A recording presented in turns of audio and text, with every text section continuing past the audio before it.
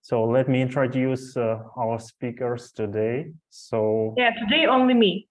So, yeah, we thought that it's quite mature to present. Yeah, moreover, it will be my master thesis. So if somebody still do not recognize, so Valeria will present the talk today, and Elvira will assist her in case of difficulties. So the title of the talk is Many Body Correlations in One-Dimensional Optical Lattices with Alkaline-earth like atoms. This is the kind of the material from our draft of the paper. So it's on the final stage of preparation, and we decided to have a kind of test drive to discuss it in our group. And maybe if you have any questions during the talk, please ask them immediately or after the talk as well. So, and I would like that maybe it would be a good tradition, because last time when Ilya was presenting the material of his talk, then yesterday the paper on this talk was accepted finally. So, and maybe then let's hope that this study will be published until or accepted for publication until our next group seminar. So please, Lera, you're welcome. Yeah, thank you. So as it was said before, the topic is many body correlations in one-dimensional optical lattices with alkaline-earth-like atoms. And I want to start the talk answering the question, why alkaline earth-like atoms? It is alkaline earth-like atoms who have two valence electrons in the outer S shell, which means that this shell is closed and the nuclear is strongly decoupled from the electron degrees of freedom. Moreover, our draft now is concentrated on two isotopes. Maybe it's three isotopes, but two elements, ytterbium and strontium. These elements have high spin of the nuclear. The picture is for ytterbium. So at maximum the projection can be plus 5.5, and the lowest value is minus 5.5. What is more important is that these alkaline earth-like atoms have long-lived metastable state, and we can treat it, the lowest lying metastable state, as additional effective ground state. So our system will include 4 different flavors with 2 spin and 2 orbital degrees of freedom. We deal with the system described within the 2-band Fermi-Hubbard model with the Hamiltonian as follows. The Hamiltonian can be split into 3 different parts. Let gamma be the degree of freedom of orbital, and sigma is the spin degree of freedom. Then the first term, this one, is a hopping term with the amplitude T gamma.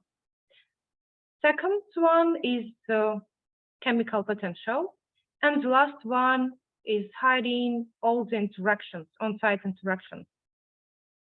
To be more precise, first of all, it's intra-orbital interaction with the amplitude U gamma gamma. Then the direct interaction which involves atoms from the different orbital and different spins.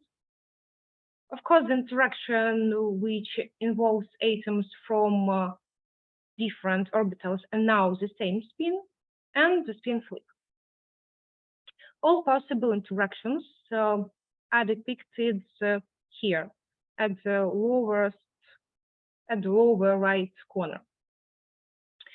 Also, we provide the amplitude for 3 particular isotopes, ytterbium-173, ytterbium-171, and strontium-87. All the interaction amplitudes are written in terms of TG. Note that the exchange interaction for ytterbium-173 has negative value. And as for amplitudes comparing ytterbium-173 and strontium-87, the values for the first one is larger. May I ask a question now? Yep. Why do you have different hopping amplitudes, and why? So TG and TE, right? And why they are equal? You have equal TE for all, for different atoms here. So why TG and TE are different? Yes. This is tunneling amplitude. Difference is in the gap between states. The lattice side is constructed so that one is deep and another one is shallow, so you need more energy. So this is spin dependent or state dependent lattice. So the atoms in different orbital states feel the different lattice potential, so to say. Yeah. Yeah. Okay. So I noticed one maybe a minor remark regarding figure. If I look at the figure with double E atoms and double G atoms, actually, if the lattice sides coincide, so you have all 4 possible interactions immediately, right? Simultaneously. Yeah. So maybe for convenience reasons, it would be better to put 2 E atoms on very left side and show TE. Otherwise, yeah, okay. So they will be separate. Just for this cartoon figure, this could be confusing then for the reader, right? Why you? Yeah, because the same V plus Vx, V minus Vx. Yeah. Yeah. So 3 different interactions then. Yeah. And what do you mean by this yellow cloud here? No, I don't remember, but for some purpose it was made. It was made because we wanted in such a way to demonstrate exchange interaction, but then we wrote it in a such a way that V plus Vx, that's why. Yeah, can flip. Okay. So continue. Well, I had some more questions, but okay, about this exchange coupling. Why? What does it mean that it's negative or positive? Repulsive and how it's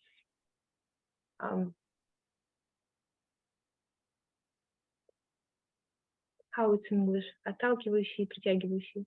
Attractive and repulsive, you mean? Attractive.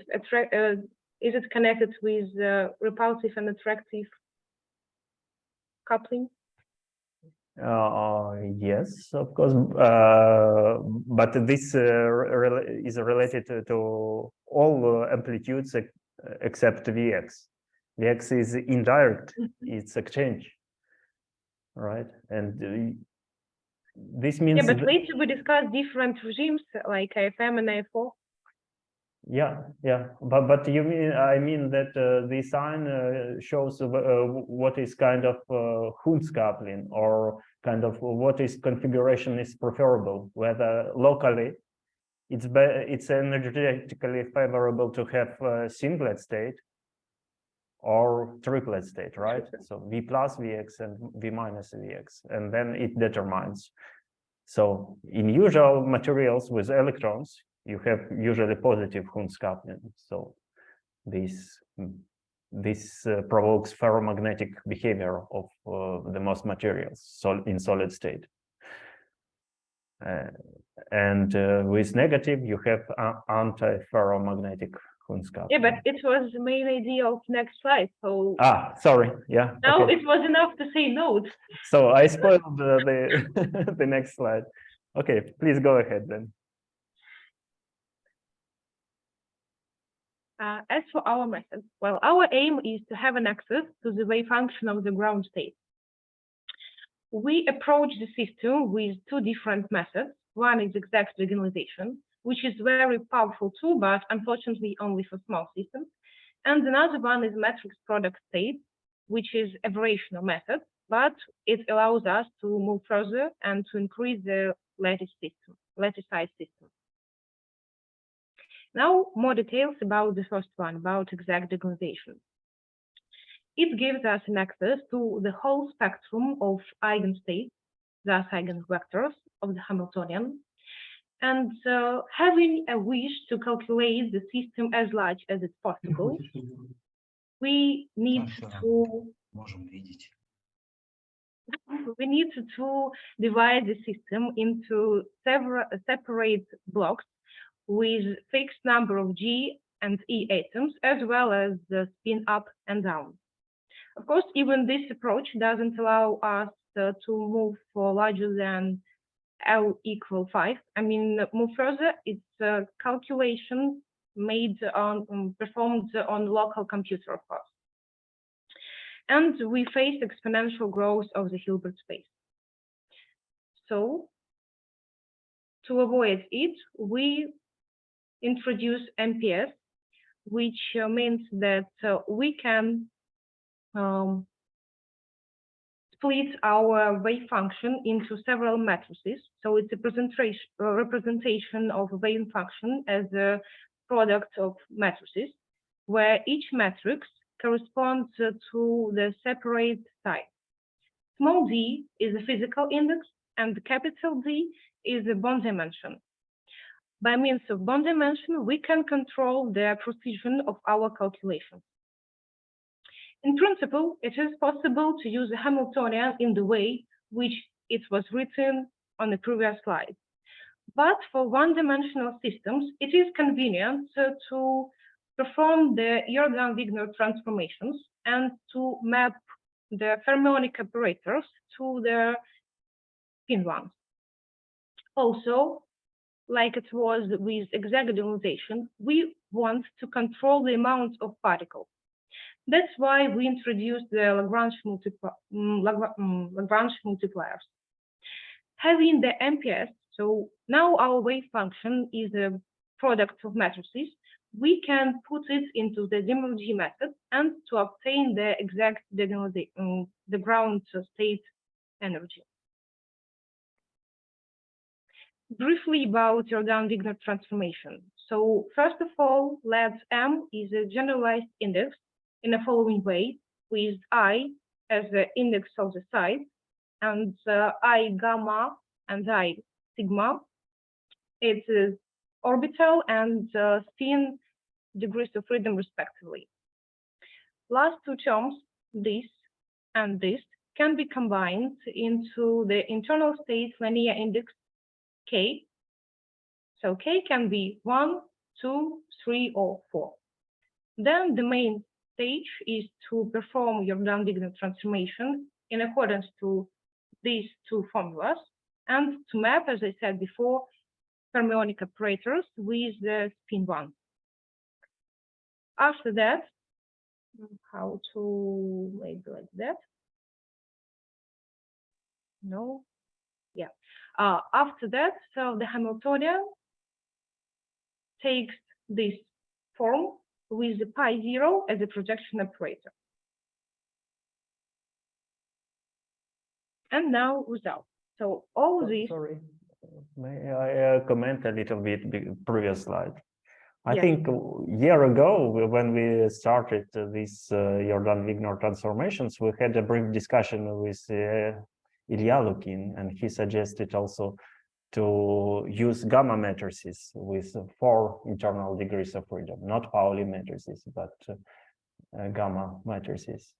And this was also at some stage implemented by Marie-Carmen to test the convergence issues.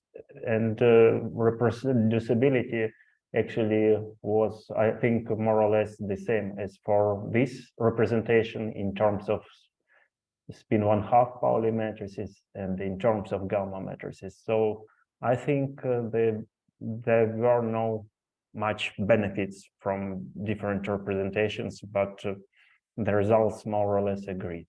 Am I right? Yeah. MPS is not unique, so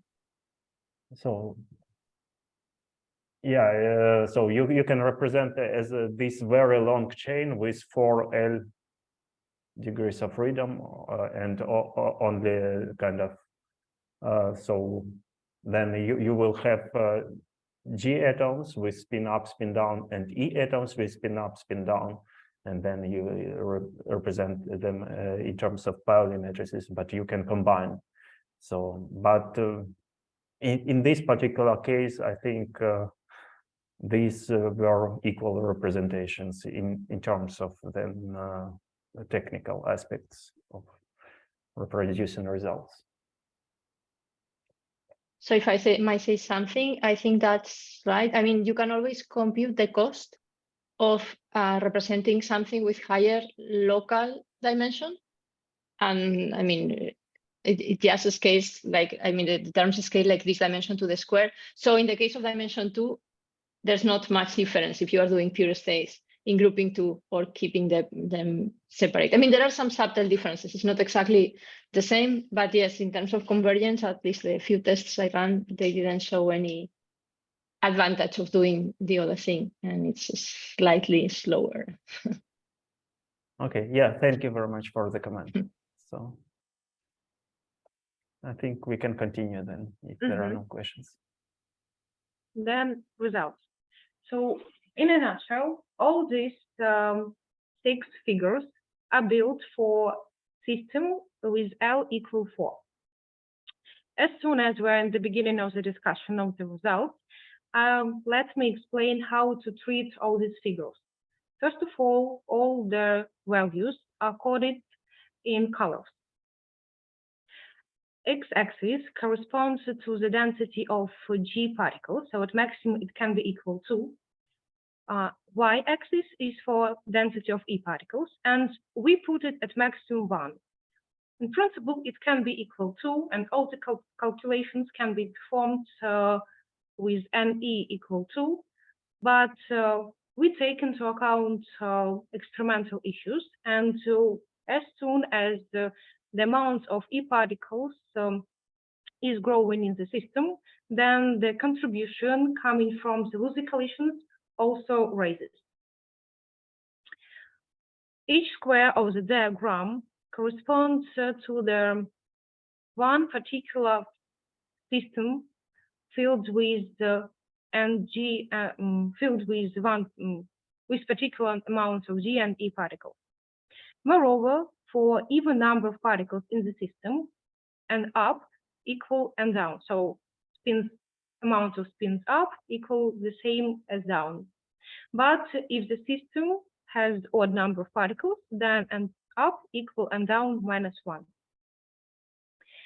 Of course, for now the system is so small, but even despite of it, we can observe for small, I don't know how we even call small, yeah, small. We can observe regions with some interesting orderings. For instance, if we take a look at SZ correlator, then for terbium-173 as well as strontium-87, at the diagonal with total density equal to, one can notice antiferromagnetic ordering here and here. The same for terbium-171, but this ordering is along this diagonal. I will comment it later because for now the system is small and it's not very interesting to analyze most of the results. As for the lowest line, then it's TZ-TZ correlator, and blue squares represent antiferro-orbital correlation. Maybe you should comment what the letters are. Well, S stands for spin, but how you introduce this TZ, or just in words briefly? Yeah, TZ it's built in the same way as Z. So it's G amount of, well, it's density of G particles minus density of E particles. So if Z is up minus down, then TZ is G minus E. And let's move further to the larger systems. We calculated all the observables with L equal not only 20, even for larger systems like 24 and some points with L equal 40, but we decided to stop and to present the results for L equal 20. So here is the double occupancy of G particles. The system size L equal 20, and the DGG, because our system obeys the Pauli principle, can be at maximum equal 1. For turbine 173, one can notice a suppression here at the top of the diagram, as well as along the diagonal with the total density equal to. The same happens for strontium, but because of lower interaction amplitudes, the picture is slightly vanished.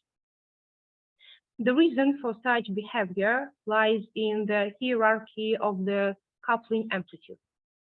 And we can treat the double occupancy of G particles as an indicator of the most on the onset of nearest neighbor magnetic correlation.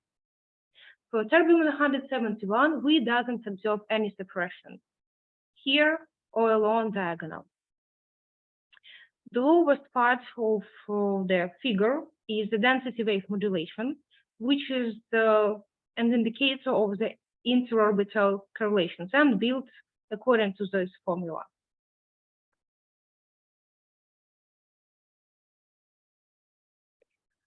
Site average spin-spin correlators. So before we saw these pictures, but for small systems, now we can plot them for larger systems. And as one can notice, there is a good correspondence between previous results obtained with exact documentation and the results obtained by MPS method. For now, we use blue color for the antiferromagnetic ordering, which means that particles prefer neighbors with different spins. And red color corresponds to the case when particles are sitting close to the neighbors with the same spin. As one can notice, along the diagonal with total density equal 2, as well as the density equal 1 and density 1, there is antiferromagnetic correlation. This diagonal represents strong correlations, as the same for strontium 87. For ytterbium 171, there is no such strong antiferromagnetic correlation, but also there is such regime along the diagonal with the density equal 1.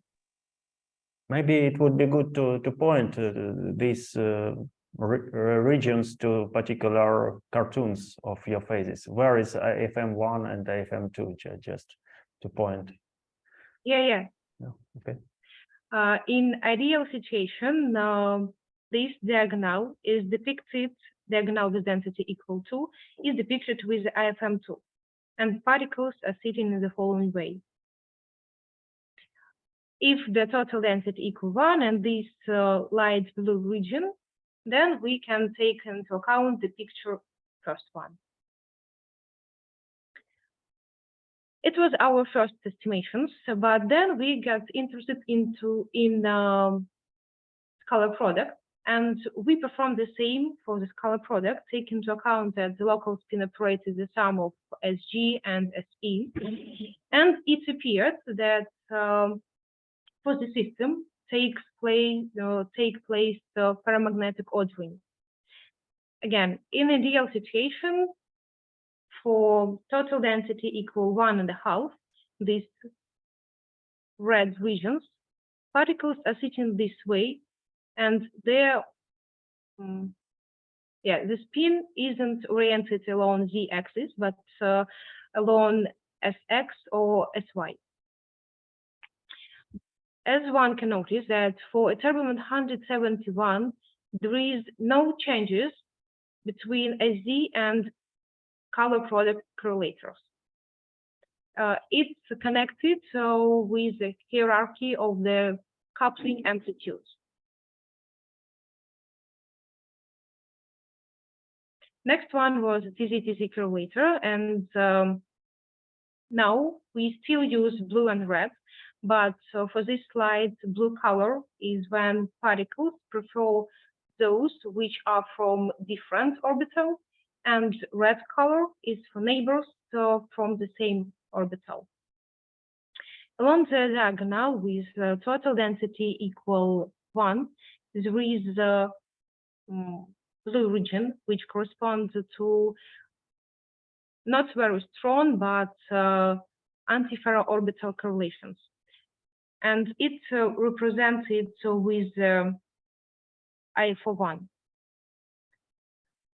The strontium has a similar picture, but what is interesting is that this blue cloud with IFO ordering is slightly rotated. Moreover, these stripes, white stripes, they was blue before, so it's anti-ferromagnetic ordering. The picture for ytterbium 171 is much more complicated, but for sure we can notice the strong antiferroorbital correlations along the diagonal with the total density equal to, and it's represented here as AFO2.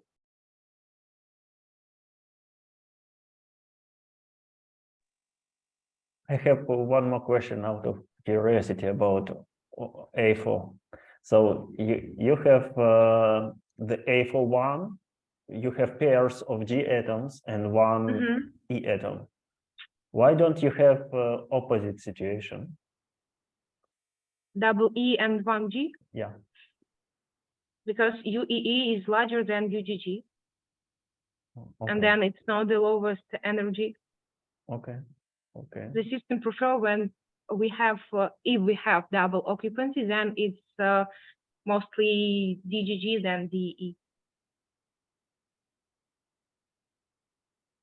Yeah, thank you.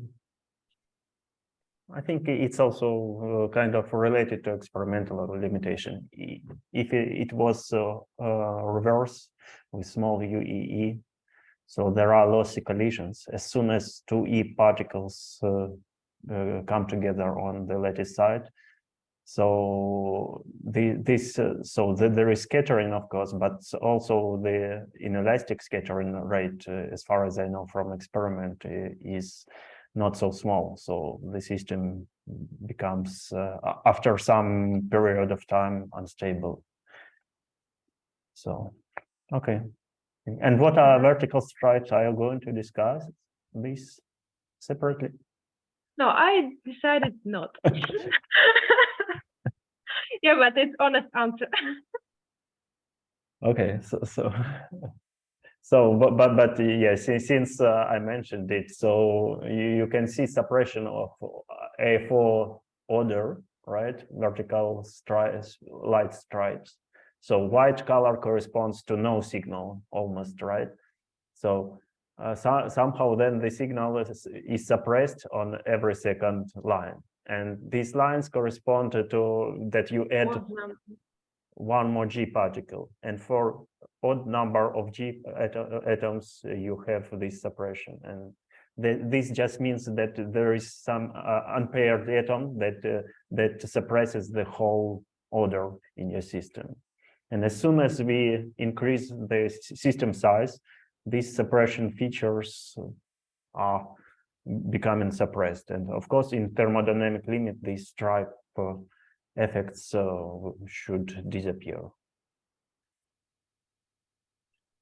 Okay, this is our current understanding of these vertical stripes features. Okay. Further. for one particular square of the whole diagram, namely Ng and E equal 1, we decided to consider the strong coupled limit.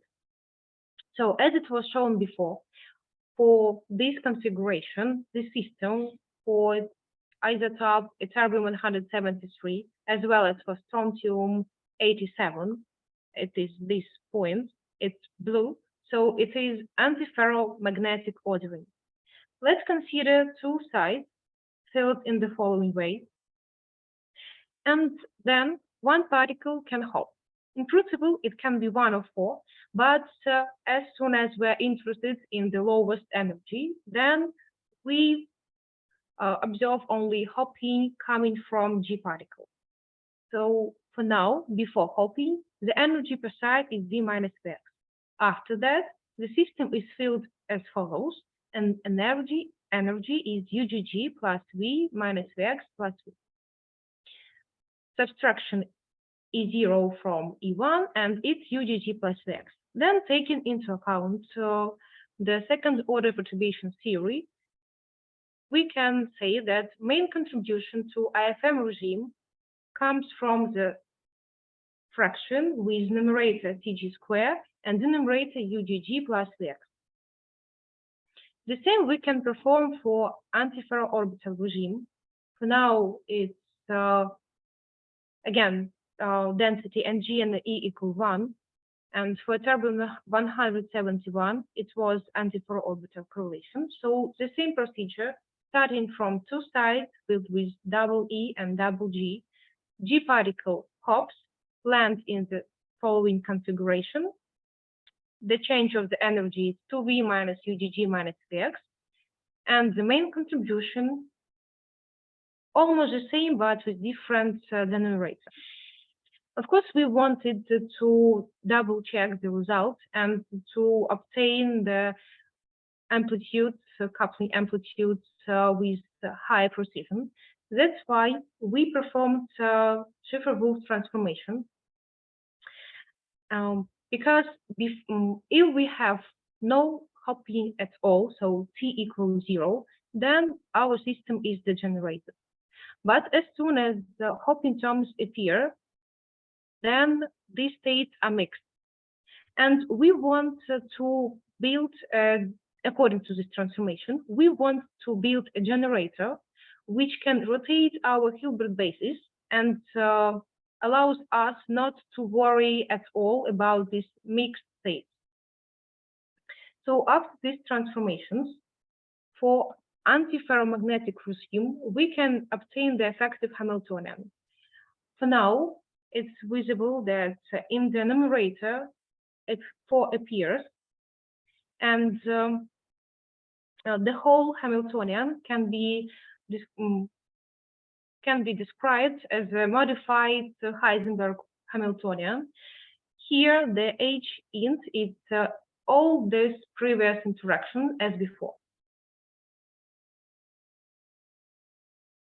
For antiferroorbital regime, the same calculations and the same for in the numerator, but for now it's no more Heisenberg model, but the Hamiltonian, which can be described as in terms of TZ operator, the same H interaction as before. And that's it. So time for conclusions. We studied the ground state properties of 3 different isotopes: ytterbium-173, ytterbium-171, and strontium-87 in state-dependent optical lattices. For all these 3 isotopes, we examined the magnetic and orbital correlations with 2 different approaches: exact diagonalization for small lattice size, and with the help of MPS larger systems. Also, we show that for particular density configurations, system reveals strong antiferromagnetic, ferromagnetic, and antiferroorbital correlation. For now, that's it.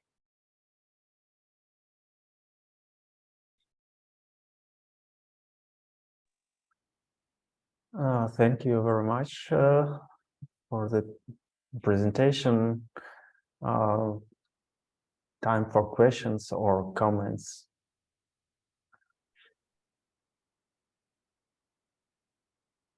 Well, there was some comment from guys for the first slides.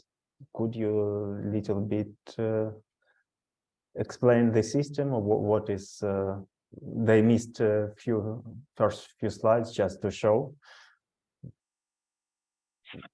some first slides with interactions, and so mainly to orbital lattice system, just to show the slide maybe, because it was more difficult to catch, right? So you have essentially lattice system, periodic, and two orbital flavors, yellow and blue, and different orbital flavors tunnel between nearest neighbor sites with different amplitudes. So blue atoms propagate easier, tunnel easier with larger hopping amplitude than yellow ones. Yellow ones are in deeper optical lattices. But as soon as two atoms or more meet each other on particular lattice site, they interact locally. And local interactions have 4 different types, right? So there can be 2 G atoms interacting locally on the lattice side, G and E atom with different spin projections, then it gives 2 types of interactions, and 2 E atoms can be simultaneously on the lattice side. And due to different scattering amplitudes, there will be different interaction strengths in these particular systems. And these interaction amplitudes are calculated according to experimentally measured scattering lengths and for particular lattice depths that Lera maybe very briefly mentioned. So you have quasi 1D lattice with lattice potential here on the right side, 5, 18, 18. So it means that in one direction, along X direction of the lattice, you have moderate amplitude of the lattice. So it's kind of like in the figure, but in transverse direction, so 18 recoil energies of the atom, it means that you have a very strong confinement. So essentially atoms can propagate only in one direction along along one tube, and in transversal directions the tunneling is almost just suppressed.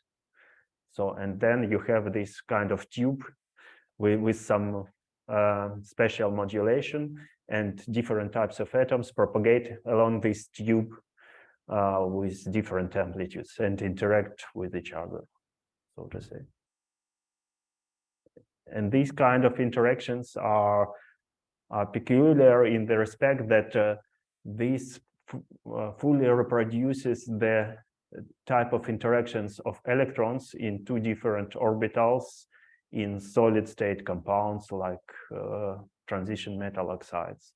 So the Hamiltonian has the same structure as in solid state materials. And this parameterization is very convenient then from the point of view of quantum simulations. Right. Okay. Are there further questions?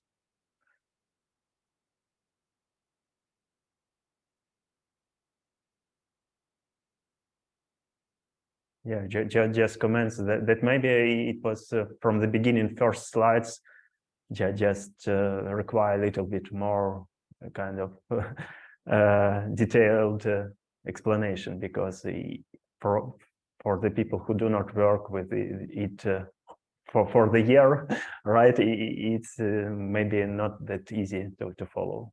Then, what is the difference between 2 atoms and what are the essential points? Okay, but thank you. No further questions. Should I stop the demonstration? Yeah, let's thank the speaker. Thank you very much. And we can stop presentation. Yeah, so we got message from Yuri Viktorovich. So okay, so you can read, right the chat. So he's very glad to see your presentation. Okay, so we have a few comments from my side. Maybe we could improve the figure and maybe also discuss additional points that we have before proceeding with paper submission. Thank you very much. This picture isn't symmetric anymore. Oh, well, we can discuss how to symmetrize it. Then, okay. So I'm the recording is then I stop recording.